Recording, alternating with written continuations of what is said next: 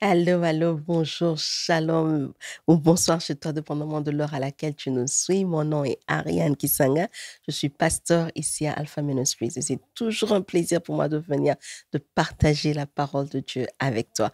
Un bonjour spécial à toi qui nous suis. Si tu nous suis à travers la télévision, Newta TV, la chaîne 366. Merci à vous qui nous suivez à Kinshasa, à Lubumbashi, qui nous envoyez vos messages. On reçoit et on répond. Un bonjour aussi à toi qui nous suis sur les réseaux sociaux. Alors, avant qu'on continue, je vais te poser deux questions. La première est, est-ce que tu t'es déjà abonné? Est-ce que tu nous suis?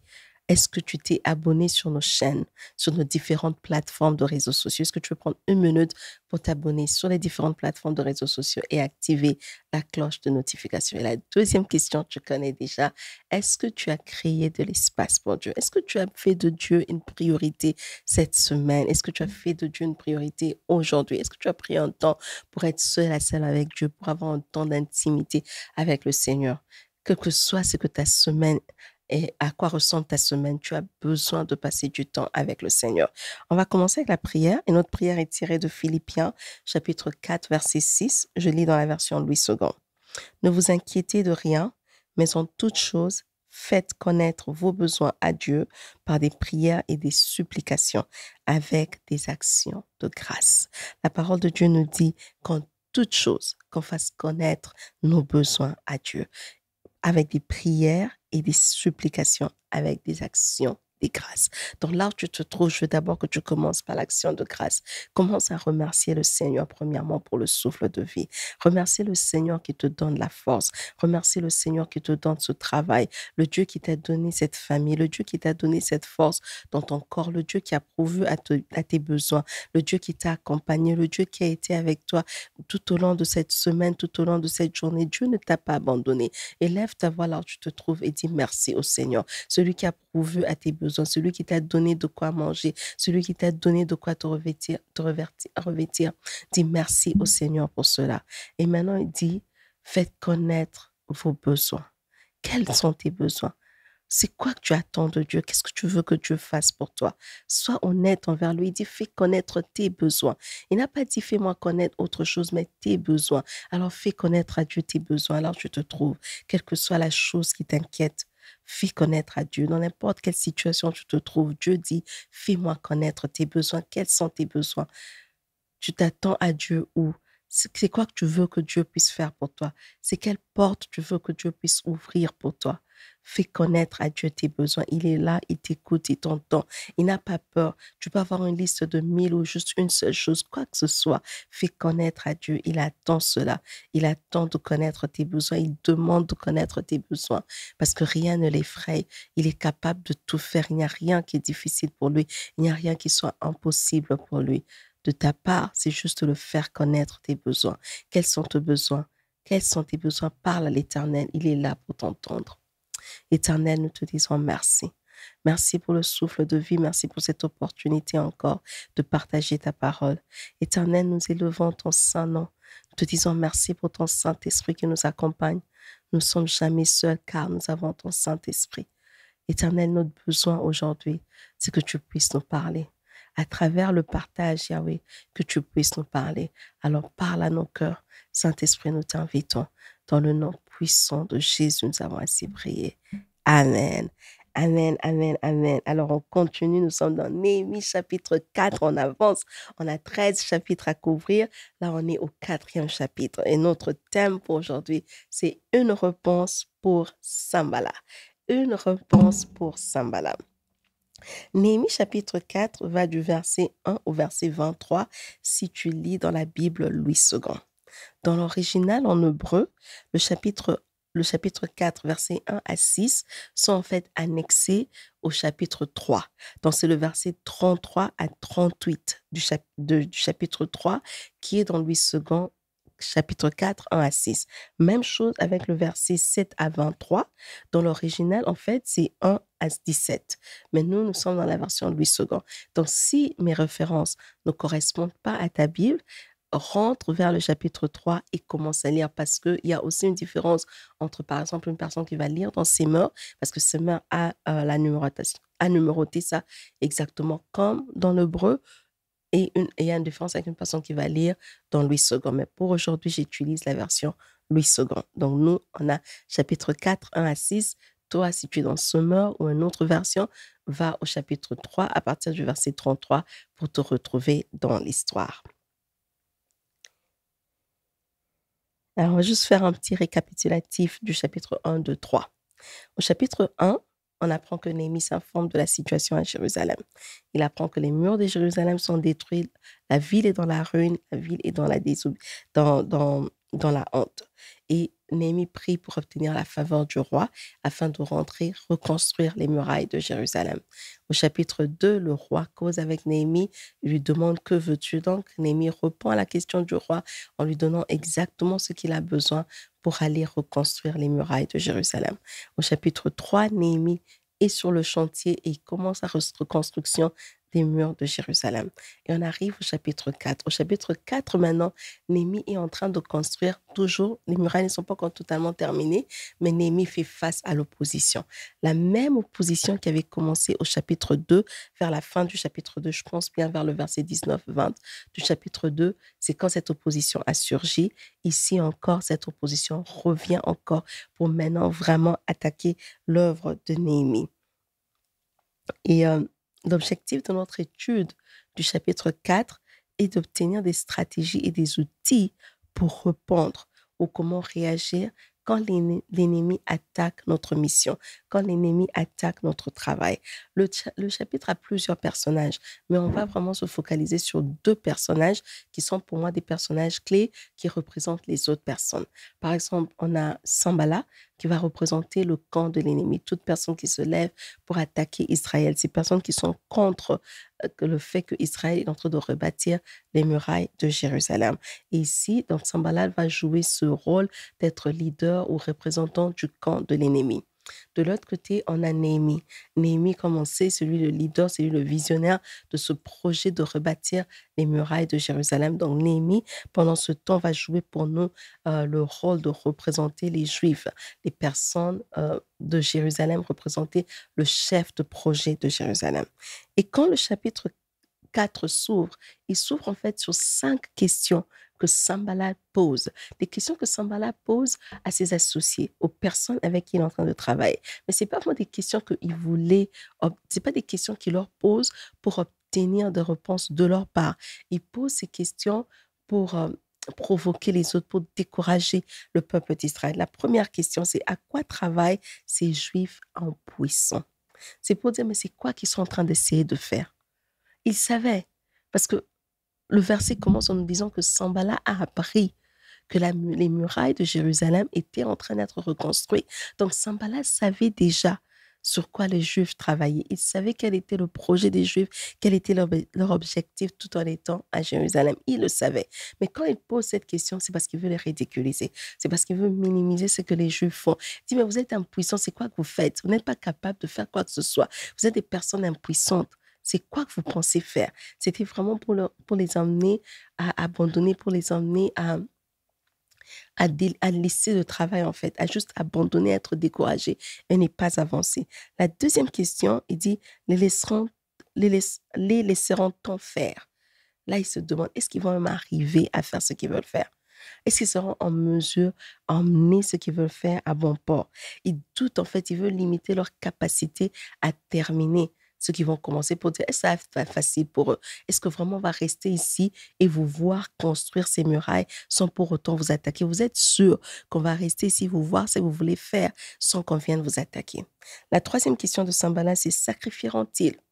Sanballat veut savoir, est-ce que ces enfants d'Israël vont reprendre le culte à Dieu? Il veut dire aux enfants d'Israël, mais si vos murs sont en ruine et que votre cité est dans la disgrâce totale, dans la désolation, comment vous allez même refaire le culte à Dieu? Vous pensez réellement que vous aurez la capacité de refaire votre culte, de sacrifier encore à l'Éternel votre Dieu? C'est vraiment pour moquer les enfants d'Israël que Sanballat pose ces questions. Et puis après, il pose la question, vont-ils achever? Dans la version anglaise, on dit, est-ce qu'ils vont le finir en une journée? Juste pour se moquer d'eux. En fait, c'est pour dire, est-ce qu'ils pensent que dans un court délai, eux sauront reconstruire ce mur. Il savait que le délai était court parce que Néhémie n'habitait pas Jérusalem. Néhémie est venu juste pour ce projet. Et Sanballat le sait parce que c'est le même qui a commencé depuis le chapitre 2. Ce n'est pas un ennemi nouveau. C'est le même ennemi qu'on a depuis le chapitre 2. Donc, ça veut dire que des fois dans la vie, ton ennemi ne change pas. La même personne qui te combat quand tu as commencé le travail, c'est le même. Notre ennemi reste le diable. Notre ennemi ne change pas. S'il te combat quand le travail est au début, quand le travail est encore une idée, quand tu n'as même pas encore posé une pierre, même quand tu vas commencer à poser la pierre, le même ennemi va se lever et te demander si tu vas réellement finir. Et c'est ça la question de Sanballat. Il veut dire, mais attends, toi tu es ici pour quelques jours, tu crois vraiment, Néhémie, que tu sauras finir de rebâtir ce mur dans les quelques jours que tu es ici? Et en dernier lieu, il pose la question pour dire, redonneront-ils vie à des pierres ensevelies sous des monceaux de poussière et consumées par le feu? Est-ce qu'ils peuvent donner la vie à des choses aussi mortes? Et des fois, bien aimé, c'est comme ça que l'ennemi regarde ta vie. Se dit, mais cette personne, elle n'a plus rien. Cette affaire qu'elle a commencé, elle a tout perdu. C'est quoi cette idée qu'elle se dit de recommencer encore? Pourquoi se relancer encore? Tu penses vraiment que si tu te relances, ça va marcher? Tu penses vraiment que tu pourras redonner vie à ces pierres qui sont mortes, à ces pierres qui ont été ensevelies, consumées par le feu? Tu penses vraiment? Sanballat avait pour objectif ridiculiser et décourager le peuple juif. Sanballat pose ces questions à ses associés. Mais l'objectif pour lui, c'est pas que ses associés répondent. L'objectif, c'est que ça puisse arriver aux oreilles des Juifs. L'objectif, c'est que ça puisse arriver aux oreilles de Néhémie et de son équipe.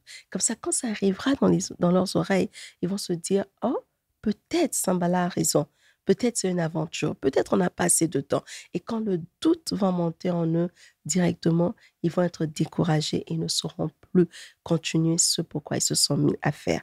Il faut te rappeler, bien-aimé, que l'ennemi a pour cible ton travail. L'ennemi a pour cible ta mission. L'ennemi a pour cible ta raison d'être. Pourquoi tu es ici sur terre? L'ennemi poursuit ton pourquoi.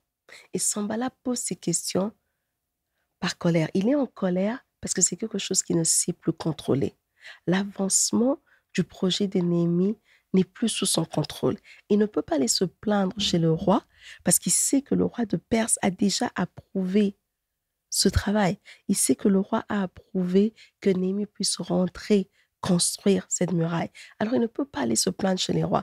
Donc, il doit rester là comme un spectateur, voir cette histoire avancer. Il se dit non. Je ne peux pas faire ça. Si je ne peux pas aller me plaindre chez les rois, je veux au moins mettre des doutes dans leurs oreilles de façon à ce qu'ils puissent arrêter d'eux-mêmes et moi, je vais être content. Parce que Sanballat, sa cible, c'est pas toi. La cible de Sanballat, c'est la raison pour laquelle tu es sur terre. Donc, si Sanballat représente ton ennemi, ça veut dire, si Sanballat représente un ennemi, ça veut dire que la bataille que l'ennemi livre contre toi, ce n'est pas sur qui tu es. La bataille que l'ennemi livre contre toi, c'est sur ce que tu es venu pour accomplir sur terre. Quelle est la décision? C'est quoi ce projet sur lequel tu travailles? C'est ce projet-là, c'est l'œuvre que l'ennemi combat. Quand on voit encore dans Matthieu chapitre 2, versets 1 à 17, Matthieu 2, 1 à 17, Hérode veut tuer le bébé Jésus. Mais il ne veut pas tuer le bébé Jésus parce qu'il ne veut pas des bébés, c'est pas ça. Hérode veut tuer le bébé Jésus parce qu'il a entendu que l'enfant qui est né là est roi des Juifs et en même temps c'est le Messie. Et Hérode n'a pas supporté ça. Avoir un autre roi, il n'a pas supporté. Et il se dit, je dois le tuer. Pourquoi? Pour qu'il n'arrive pas à devenir ce roi des Juifs, pour qu'il n'arrive pas à devenir le Messie, pour qu'il n'accomplisse pas sa mission. Le diable vient, l'ennemi vient, il peut utiliser des personnes, il peut utiliser des situations, il peut utiliser, des fois c'est même la maladie que le diable utilise, juste pour te combattre, pas combattre ta personne, mais combattre ce pourquoi tu es venu ici accomplir sur terre. Il ne faut pas oublier que Sanballat n'a pas seulement combattu Néhémie physiquement, il a aussi combattu spirituellement. Quand il pose la question, sacrifieront-ils? Sanballat veut emmener un doute, c'est-à-dire, mais non, vous ne serez plus agréable à Dieu, vous ne serez plus livré à Dieu, vous ne serez plus faire un culte au Seigneur. Et il sait que si ces gens n'arrivent pas à faire un culte au Seigneur, ils ne sauront pas avancer dans leur projet. Alors, Sambala vient aussi pour attaquer ta vie spirituelle. Sambala vient attaquer ta lecture de la parole de Dieu. Sambala vient attaquer ton temps de prière. Sambala vient attaquer ton temps de jeûne. Parce qu'il sait que s'il peut arriver à te détruire spirituellement, tu ne pourras rien accomplir physiquement. Rappelle-toi, la dernière fois, on a dit que tout ce qui est physique a pour soubassement le spirituel. Alors la lutte de ta vie n'est pas contre toi. Les gens ne sont pas contre toi parce que tu es belle. Le diable n'a rien à faire de ta beauté. Le diable est contre toi parce que Dieu a mis une mission sur toi. Dieu a placé une mission sur ta vie. Il y a des choses que Dieu veut accomplir à travers toi. Et ce sont ces choses-là que le diable ne veut pas voir arriver. Ça n'a rien à faire avec ta personne. Dans Néhémie chapitre 4, verset 11, on nous dit clairement, « Et nos ennemis disaient, ils ne sauront pas et ne verront rien jusqu'à ce que nous arrivions au milieu d'eux. Nous les tuerons et nous ferons ainsi cesser l'œuvre. » Parce que l'objectif, c'est pas de tuer, mais si on tue, on va arriver à cesser l'œuvre. Alors, comme je disais, l'objectif de Sambala, c'est pas de te tuer, mais s'il te tue, il arriverait à cesser l'œuvre. Donc l'œuvre, le travail, c'est vraiment ça, le focus de Sambala. Et le premier niveau de cette bataille, c'est une bataille de ce qui a été dit et ce qui est entendu. Ce qui a été dit, ce qui est entendu, c'est ce qui emmène à l'action. Dans Matthieu 4, verset 1 à 11, on voit Jésus-Christ avec Satan, même bataille. Il a été dit, il est écrit, il est écrit, il est écrit, parce que c'est une bataille des paroles. Sambala savait si seulement il peut avoir accès à l'oreille des Juifs, que ce soit directement que les Juifs l'entendent parler avec ses associés, ou que ce soit quelqu'un qui va rapporter aux Juifs plutôt. C'est que lui, il a dit avec ses associés, si seulement les Juifs peuvent entendre ça, ça peut les emmener à l'action de décourager, de ne pas faire, de ne plus construire, d'abandonner totalement. Alors, c'est pour ça que c'est important que ce que nous entendons, ce à quoi tu prêtes ton oreille est important. Si toi, tu dis que tu vas faire quelque chose et que tu as 1000 personnes qui se lèvent pour te dire, mais tu vois, cette chose-là, normalement, ça ne se fait pas. Normalement, dans ce pays, on ne fait pas ceci. Ou dans notre famille, c'est pas ça. Mais non, je peux juste arrêter à tel niveau. Tu vois, pas telle personne s'est arrêtée à tel niveau. Toutes ces paroles-là, ce sont des paroles qui peuvent te décourager. Et l'ennemi, quand il sait qu'il n'y a plus rien qu'il peut faire pour t'arrêter, l'ennemi va aller attaquer au niveau de tes oreilles, au niveau de des paroles, que tu puisses entendre quelque chose qui va t'emmener au découragement. Et dans Néhémie chapitre 4, on voit ça plusieurs fois. Au verset 1, déjà Sanballat entend, il a écouté que les Juifs étaient en train de rebâtir le temple. Alors il vient pour emmener le découragement. Au verset 2, il commence à parler, il pose ces questions qui emmènent le découragement. Au verset 3, on a Tobija qui parle et lui se moque de la force, de la qualité de ce que vont bâtir les Juifs. Au verset 7, ils entendent encore que le mur a continué à être produit, que le progrès a continué à être fait. Et là, la parole de Dieu dit qu'ils sont devenus très en colère. Ça veut dire que la source de leur irritation, c'est ils sont irrités parce qu'ils ont juste entendu qu'il y a eu progrès chez les Juifs. Et puis au verset 12, on voit maintenant que les Juifs sont maintenant en train d'avertir Néhémie que ces gens viendront nous attaquer. Donc, tout est question de qu'est-ce que tu as entendu. La source de l'irritation de tes ennemis, c'est ton progrès. Alors, chaque fois que tu dis, tu vas faire quelque chose demain que tu n'arrives pas à faire. Chaque fois que tu te dis, oh, je vais commencer ces études, je commence ce programme l'année prochaine. Oh oui, je veux me remettre dans ça, mais je vais faire ça dans quelques jours. Oh oui, je veux lire. Bon, aujourd'hui, je suis fatiguée, je vais me reposer, je vais commencer à lire demain. Chaque fois que tu procrastines, chaque fois que tu rends au lendemain, l'ennemi est content. Parce que pour lui, même le fait que tu aies lu cette seule page, le fait que ta journée s'est passée et que tu as pu accomplir même une petite chose, pour l'ennemi, ça l'irrite parce qu'il ne veut pas de progrès. Et le progrès, c'est pas tout le temps un grand pas. Le progrès, des fois, c'est juste un petit pas que tu as pris, que tu as posé et cela te permet de progresser. Maintenant, face à tout ça, comment répondre? Comment répondre à nos ennemis? C'est ça l'objectif d'aujourd'hui. Et un ennemi nous sert de modèle. Néhémie nous sert de modèle pour apprendre comment on répond à notre ennemi. La première chose à faire, c'est de prier. Numéro 1, c'est la prière. Néhémie chapitre 4, verset 4 à 5, Néhémie dit, « Écoute, ô notre Dieu, comment nous sommes méprisés. Néhémie va avec les mépris de Sanballat dans la présence de Dieu. Il ne dit pas, Seigneur, tue Sanballat, non. Il dit, regarde leur mépris. Fais retomber sur eux les insultes. Néhémie va chercher justice devant Dieu. Néhémie ne se met pas à avoir des échanges de paroles avec Sanballat. Néhémie ne demande pas la revanche, mais demande à Dieu sa justice. Et quand on commence par la prière, cela ouvre la porte pour la révélation. Quand on commence par la prière, cela ouvre la porte pour que Dieu nous remplisse de son esprit. Et quand Dieu nous remplit de son esprit, 2 Timothée 1,7 nous dit que ce n'est pas un esprit de peur qu'on a reçu, mais un esprit de puissance. Et encore dans Actes chapitre 4, verset 29, quand les apôtres prient, les disciples et les apôtres prient, ils demandent au Seigneur, donne-nous de l'assurance. Parce que l'esprit de Dieu, c'est un esprit qui nous donne la puissance, c'est un esprit qui nous donne l'assurance. Et si on commence par la prière, on va se revêtir de cette puissance, on va se revêtir de cette assurance. La deuxième chose à faire, c'est de poursuivre ton travail. Poursuis ton travail. N'arrête pas parce que tu as entendu. Ne te laisse pas distrait parce que tu as entendu les gens dire. Ne te laisse pas abandonner parce que quelqu'un t'a dit qu'il connaît une personne qui avait commencé et qui n'a pas pu finir. Ne laisse pas cela t'abandonner. Poursuis le travail. Au verset 6, plutôt, Néhémie dit, nous rebâtîmes la muraille qui fut partout achevée jusqu'à la moitié de sa hauteur. Et le peuple prit à cœur ce travail. Poursuis ton travail. N'abandonne pas à cause de ce que tu as entendu. La troisième chose, c'est adapte la stratégie. C'est vrai, au chapitre 2, tu avais déjà une stratégie.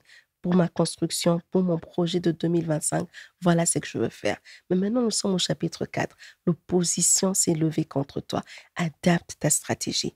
Tu dois avoir une stratégie qui a de l'action, mais qui a aussi un temps de prière. Néhémie, quand on lit Néhémie 4, 9 jusqu'à 20, disons, on nous parle de la nouvelle stratégie des Néhémie. Entre autres, il s'est dit non, il y aura un groupe qui va prier, il y a un groupe qui va tenir des lances, il y a un groupe qui va continuer à construire le mur, il y a un groupe qui va tenir des lances. On va prier et on va quand même avoir une garde jour et nuit. On va mettre en place un plan de défense. On n'est jamais sans nos armes. J'aime comme ça termine au verset 23, il dit on n'est jamais sans nos armes, même pour aller chercher de l'eau. Et un plan de communication. Néhémie dit au son de la trompette, si vous entendez la trompette sonner, venez ici. Ça, il n'y avait pas au chapitre 2, parce que l'opposition ne s'était pas levée comme ça. Mais au chapitre 4, l'opposition s'est levée et Néhémie était obligé d'adapter sa stratégie. Et quatrième lieu, c'est qu'il faut rester vigilant et rester engagé à son travail, rester dévoué à son travail. N'abandonne pas. Reste vigilant parce que la Bible nous dit même que notre ennemi, le diable, rôde tout autour comme un lion rougissant. Donc ne te dis pas que oh, j'ai gagné sur mes ennemis, j'ai vaincu mes ennemis, c'est bon. Non, non, non. Tout le temps quelque chose va se lever. Donc tu dois rester vigilant. Verset 21-23 nous dit, c'est ainsi que nous poursuivions l'œuvre, la moitié d'entre nous la lance à la main, et nous ne quittions point nos vêtements, ni moi, ni mes frères, ni mes serviteurs, ni les hommes de garde qui me suivaient. Chacun n'avait que ses armes et de l'eau. On n'abandonnait pas les armes. Donc, on reste vigilant. À partir du verset, si on part à partir du chapitre 2 plutôt, jusqu'ici, on comprend que le nœud de l'histoire, c'est comprendre sa mission. Le combat que Néhémie avait à mener, ce n'était pas contre sa personne. Ce n'était pas contre le travail qu'il avait en tant que chez le roi, en tant qu'échanson du roi. C'est pas ça le problème. Le combat de Néhémie, c'était la mission qu'il avait d'aider à rebâtir les murailles de Jérusalem, de redonner la dignité à la ville de Jérusalem. Donc, le pourquoi a été la source du combat. Est-ce que tu connais ton pourquoi? Parce que des fois, en tant que chrétien, on est combattu ici sur terre. Des fois, même quand on n'est pas chrétien, juste parce qu'on ne sait même pas pourquoi on est là. Tu ne sais pas pourquoi tu es là, alors tu fais des choses juste comme tout le monde et le diable profite vraiment pour te combattre, pour t'anéantir, pour que tu n'arrives pas à accomplir la mission pour laquelle Dieu t'a envoyé sur terre. Alors, quels sont les points qu'on peut retenir du chapitre 4? Le chapitre 4 nous apprend que d'abord l'ennemi plutôt, est à la recherche de ta mission. L'ennemi veut détruire ton travail. Il veut détruire la raison pour laquelle tu es ici sur terre. Il veut détruire ton pourquoi. C'est pour ça que c'est important, comme on a dit au chapitre 2, quand tu connais ton pourquoi, l'ennemi ne peut pas te décourager. Il arrive à décourager et emmener des personnes à abandonner, des personnes qui ne savent pas pourquoi ils sont sur terre. Le travail qui doit être fait, c'est ça que l'ennemi veut ne veut pas voir le jour, mais pas toi. C'est pas ta personne physique qui l'intéresse, mais c'est ce que tu dois accomplir. C'est ton apport sur cette terre. C'est ce que tu dois emmener sur terre qui l'embête. La deuxième chose qu'on a appris, c'est que l'attaque de l'ennemi contre notre vie est en même temps spirituelle et physique. L'ennemi veut combattre ta vie spirituelle parce qu'il sait, s'il te combat spirituellement, tu n'auras pas la puissance du Saint-Esprit, tu n'auras pas l'assurance que l'Esprit de Dieu donne, tu ne seras pas rempli du Saint-Esprit et alors tu n'emmèneras pas à bien les projets que Dieu a pour toi. L'ennemi veut comme ça qu'on a encore retenu du chapitre 4, c'est que le premier niveau et le niveau le plus important de cette bataille, c'est que c'est une bataille de mots. Ce qui est dit, ce qu'on a entendu, c'est que nous sommes rapportés. Si on ne sait pas faire attention à nos oreilles, à notre bouche, on peut entrer vraiment dans le piège de l'ennemi et nous retrouver dans un découragement total. Alors, comment on répond à Sanballat? Comment on répond à notre ennemi? La première chose, c'est qu'on prie. Tout commence par la prière. Tout est soutenu par la prière. La deuxième chose, c'est qu'on progresse. Ça veut dire qu'on continue à poursuivre notre travail. On continue à poursuivre notre travail avec une nouvelle stratégie. Et la troisième chose, c'est qu'on reste engagé à notre objectif. On reste engagé à notre mission. Du chapitre 1 au chapitre 4, vous êtes d'accord avec moi qu'il y a 3 choses qui ressortent. Premièrement, la prière. Deuxième, connaître son pourquoi. Et troisième, la stratégie. Je t'invite à prier avec moi alors tu te trouves. Tu vas juste baisser ta tête et prier avec moi. Dans Actes chapitre 4, 29 à 31, les disciples sont entourés de tellement des ennemis que les disciples prient à Dieu. Ils demandent à Dieu de leur donner de prêcher la parole avec assurance. Prêcher la parole était leur mission. Je ne sais pas quelle est ta mission. Peut-être c'est construire des immeubles. Peut-être tu es en train d'étudier. Peut-être c'est une famille que tu essaies de bâtir. Peut-être c'est des enfants que tu élèves. Peut-être c'est commencer un commerce quelconque. Tu veux vendre quelque chose. Et tu vois tellement des attaques. Tu vois tellement des ennemis que tu as besoin que le Seigneur te donne l'assurance. Là où tu es pris comme les disciples, demande au Seigneur l'assurance. L'assurance que son esprit seul peut donner. L'assurance qui te permet de prendre des risques. L'assurance qui te permet de te lever malgré les attaques pour continuer. Peut-être aussi, pour toi, l'attaque a vraiment été au niveau de ta santé. Tu as vraiment été tellement attaqué dans ta santé que tu ne sais même plus te lever pour juste faire un pas. Demande au Seigneur de te remplir de son esprit. Son esprit t'accorde l'assurance. Son esprit te donne la force. C'est l'esprit de Dieu qui te donne la capacité de faire les choses que physiquement tu ne peux plus faire. Dans le livre d'Hébreux, chapitre 11, la parole de Dieu nous dit que Sarah, c'est par l'esprit que Sarah même a été capable de concevoir et avoir un enfant. Donc c'est par l'esprit de Dieu que là où tu te trouves, si la maladie t'avait abattu, je déclare par l'esprit de Dieu que tu puisses te lever, que tu puisses retrouver ta force et que tu puisses continuer dans le travail auquel Dieu t'a appelé. Seigneur, nous te disons merci pour ce temps. Merci pour ton esprit qui nous donne l'assurance, ton esprit qui nous permet de continuer. Dans le nom puissant de Jésus, nous avons ainsi prié. Les saints de Dieu disent Amen, Amen, Amen, Amen. Merci d'avoir passé ce moment avec toi, avec moi. J'espère vraiment que tu as été béni sur toutes les plateformes que tu as eu à suivre, que ce soit à la télé, que ce soit sur les réseaux sociaux. Si tu as suivi à la télé, invite ta voisine, invite ton voisin. La semaine prochaine, sur ta télévision, Canal+, la chaîne 366, exactement à la même heure, un autre épisode avec Alpha Ministries. Et si tu as suivi sur les réseaux sociaux, rappelle-toi de toujours suivre, t'abonner, activer la cloche de notification. Jusqu'à ce qu'on se voit la semaine prochaine, rappelle-toi de toujours créer de l'espace pour Dieu.